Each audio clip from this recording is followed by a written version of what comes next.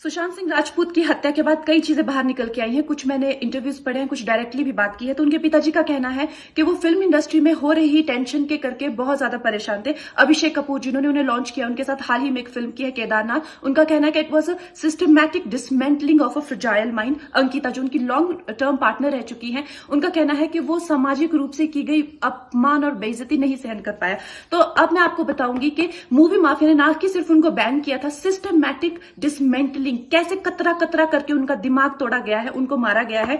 तो blind item आप इसलिए लिखते हैं क्योंकि आप जब झूठ लिखना होता है, आपको के अगेंस्ट कोई लीगल एक्शन नहीं लिया सकता क्योंकि आपका तो नाम ही नहीं लिखा, मगर उसकी जो डिस्क्रिप्शन होती है, जैसे मेरे बारे में लिखा जाएगा कि जिस लड़की के घुंघराले बाल हैं, जिसको नेशनल अवार्ड मिला हुआ है, साइकोटिक है, इस तरह से जो कि मनाली से डिस्क्रिप्शन पूरी दी जाएगी मगर नाम नहीं लिखा जाएगा।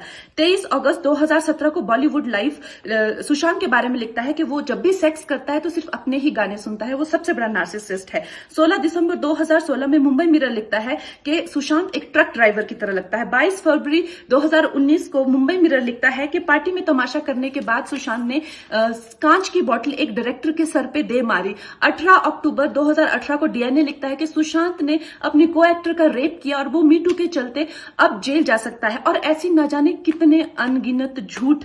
और ये जो बुद्धिजीवी जर्नलिस्ट हैं, ये जो चील कौए गिद्ध हैं जो मूवी माफिया के पाले हुए हैं, ये इसको मेंटल इमोशनल साइकोलॉजिकल लिंचिंग को जर्नलिज्म कहते हैं। मेरे बारे में आज तक जो भी कहा गया मैंने कुछ नहीं कहा, लेकिन जब एक स्वतंत्रता सेनानी के खिलाफ गंदगी लिखी गई, मैंने उस जर्नलिस्ट को कॉन्फ्रंट किया। आपको पता है उसी रात 4 सीनियर जर्नलिस्ट ने मेरे खिलाफ एक गिल्ड बनाई।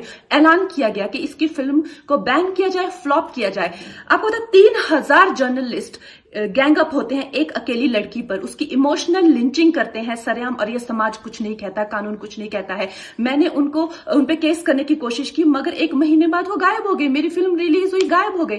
तो मेरा कहने का मतलब ये है कि अगर ये समाज जिस अन्याय की बुनियाद पर खड़ा है और कभी आवाज नहीं, आप ये पढ़ते हैं, चटकारे लेते हैं, कभी आपने सोचा है कि कभी नेपो किड्स के बारे में ये क्यों नहीं लिखा जाता है? तो ये अन्याय का फंदा किसी दिन आपके बच्चों के गले में लटका मिलेगा, आपके गले में लटका मिलेगा। इसलिए जब तालियां बजेगी और सीटियां बजेगी तब आपको पता चलेगा कि क्या गुजरती होगी।